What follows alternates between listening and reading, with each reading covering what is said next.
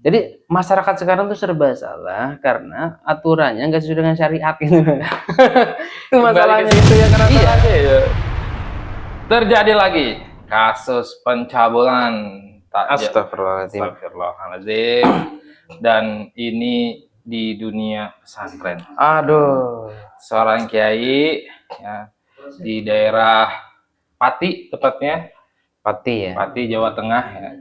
Ini belum lama ini beberapa waktu ya dalam seharian ini lah ya digerebek Kang tempat tinggalnya karena telah banyak memakan korban kurang lebih 50 santriwati yang Astagfirullahaladzim. Kok bisa mendapat itu? pelecehan ini ngeri banget ya 50 loh. Predator berarti dia. Udah predator banget ini dan pasti ini bukan berlangsung Sehari 2 hari ya. Sehari 2 hari, ya ini bertahun-tahun ini biasanya kalau yang kasusnya begini gitu. Dan biasanya korban takut gitu kan, jadinya nggak langsung terfollow up. Nah, karena ada yang melapor, akhirnya terkuak lah ya berita ini gitu. Dan ini tentu saja menjadi bukan berita baru ya, terjadi lagi gitu loh. Yang Artinya itu lagi dan lagi dengan dunia yang sama kan? Dunia pesantren. Ya, Ini kenapa nih Kang? ini sebenarnya miris ya. Ana sebagai pelaku praktisi orang yang berkecimpung di dunia pesantren itu merasa dirugikan dengan adanya kasus kiai-kiai yang mencabuli santrinya ya kan, apalagi sampai korbannya sampai 50 dari satu oknum, belum di tempat lain. Itu merugikan sekali bagi kita yang pesantren yang benar gitu ya, yang lurus gitu. Itu kan pasti pesantren itu kan pesantren nggak benar kan. Iya. Jadi pimpinannya nggak benar, mungkin sistemnya juga nggak benar, itu pasti itu. Akunya wali dia Kang. Oh, aku wali. Akunya wali sehingga ya mungkin diiming-iming apa santrinya atau diancam apa, ini terjadilah kasus tersebut gitu. Kok bisa, maksudnya yang nggak habis pikir itu sampai 50 orang itu kan yang ketahuan sekarang ya. Yang ketahuan. Mereka itu tidak protes, tidak marah mungkin, atau kabur saja gitu kan dari situ. Apa alasan kira-kira yang menjadikan santri itu tetap bertahan gitu ya? Kalau Itu kan dilihat dari kasus ini sih karena pertama mereka itu kebanyakan yatim, nggak punya orang tua gitu. Jadi mau pulang kemana juga bingung gitu loh. Nah, jadinya nggak tahu harus pulang kemana, jadinya ya udah di situ aja dengan ada ancaman-ancaman. Ada juga yang dinikah-nikahin gitu.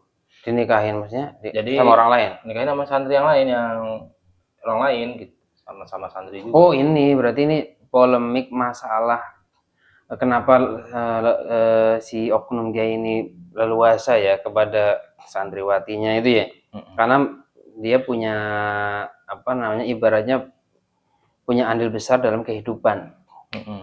Misalkan tadi yatim piatu nggak punya tempat kembali, akhirnya sekolah gratis, disekolahkan, dibiayai, kemudian makan gratis. Ketika si orang ini itu meminta sesuatu, itu dianggap sebagai balas budi kali ya. Iya. Makanya nggak boleh protes. Awas kalau protes, kamu diancam, mungkin diboikot, nggak dikasih makan, dan sebagainya. Takut. Karena santrinya juga masih rata-rata usia SMP. Belum dewasa ya, walaupun udah balik tapi belum pemikirannya dewasa. Tapi benar, saya setuju tadi ya. Jadi pesantren yang lain tuh jadi terkena imbasnya ya. Sebagai bukti nyata itu di sekolah SDIT, yang sekolah Islam terpadu saja, itu saya pernah dapat info ya dari orang tua kelas 6-nya yang mau melanjutkan ke pendidikan berikutnya. Kita tanya itu kenapa mau lanjut ke mana Bu gitu kan, kata dia di sekolah umum gitu loh.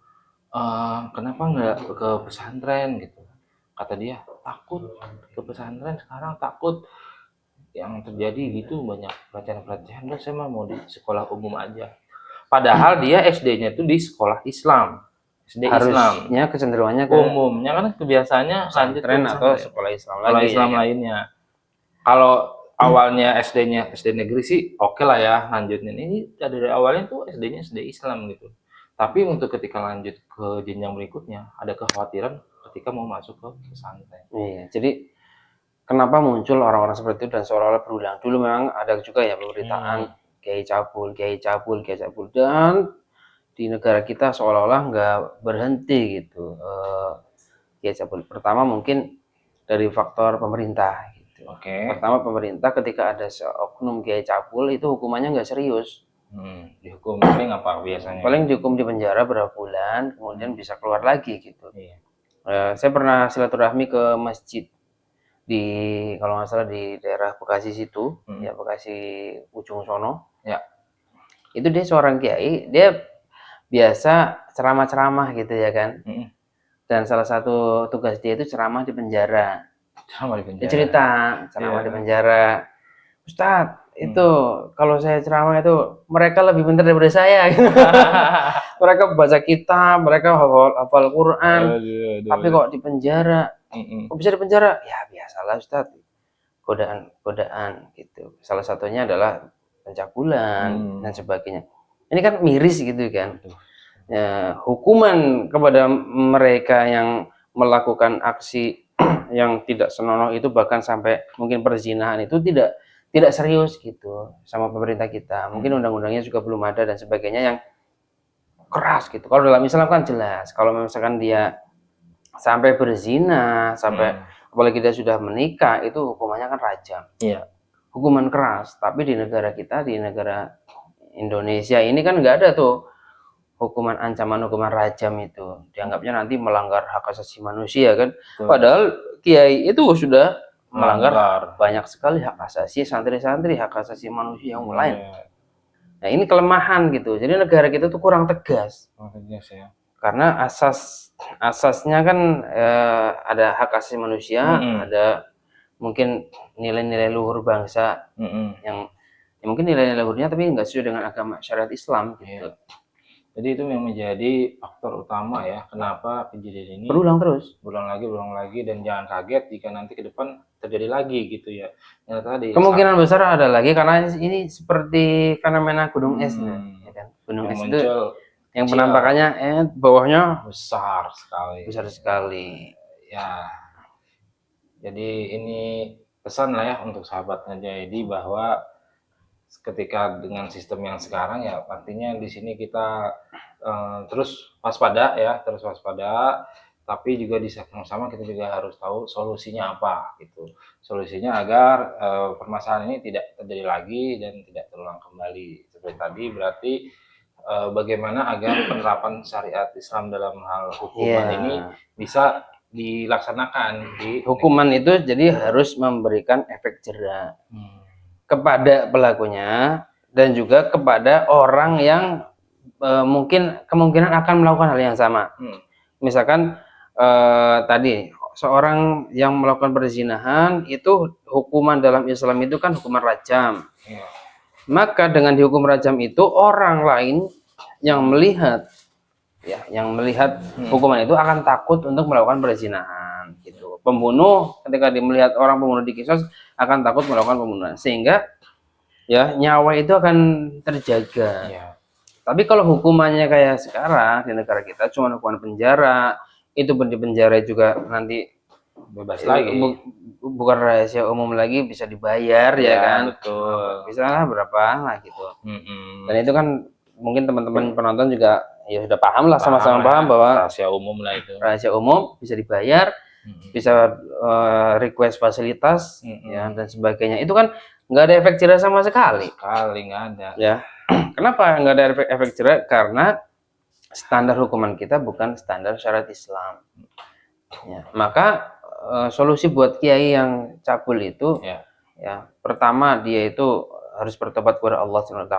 Tobat satu. Ya. Yang kedua, tobatan nasuhanya orang-orang yang berzina itu adalah dihukum rajam sesuai dengan syariat Islam. Karena dia sudah menikah. Karena sudah menikah. Berarti harus dirajam sampai mati. sampai mati, karena itu taubatan nasuha yang diajarkan sama Rasulullah SAW. Kalau dia cuma istighfar, kemudian Penjara. baca Quran, kemudian puasa, nggak bakalan menghapuskan dosa sampai dia dirajam. Tapi siapa yang berhak untuk merajam itu adalah negara, bukan kita. Negara ya? Iya, diserukan sama Allah SWT itu ada yang mewakili, itulah bukan ormas, bukan partai, bukan individu, tapi adalah negara. Berarti salah juga dong kalau kita misalnya tiba-tiba ada warga yang Salah. udah nih digiring di lapangan terus dikebiri, itu juga salah. ya? Diarak-arak di lapangan nggak benar. Jadi masyarakat sekarang tuh serba salah karena aturannya nggak sesuai dengan syariat gitu. Itu masalahnya. Ke situ ya, karena salah aja ya. Jadi serba salah, serba dosa lah gitu. Salah, nggak dihukum, kayaknya nggak dihukum dosa. Dihukum. Kita hukum juga dosa gitu. Kan gimana gitu. Jadi solusinya harus menyeluruh sebenarnya.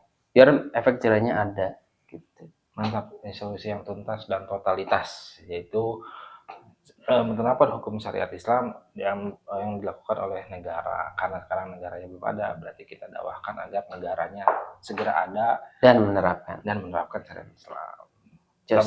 Siap. Ya, sekian dulu ya sahabat Ngajadi, sampai jumpa di episode berikutnya. Assalamualaikum warahmatullahi wabarakatuh. Waalaikumsalam warahmatullahi